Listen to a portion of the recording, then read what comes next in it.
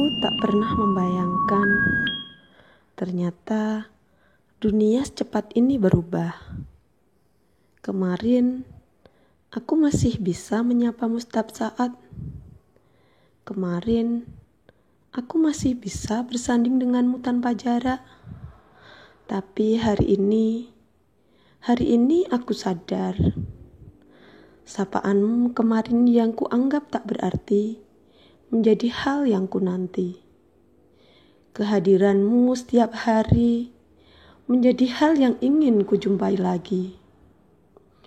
Mungkin Tuhan sedang memberi notifikasi kepada kami penduduk bumi bahwa kekuatan manusia ini dapat dikalahkan oleh COVID-19 yang menjadi pandemi.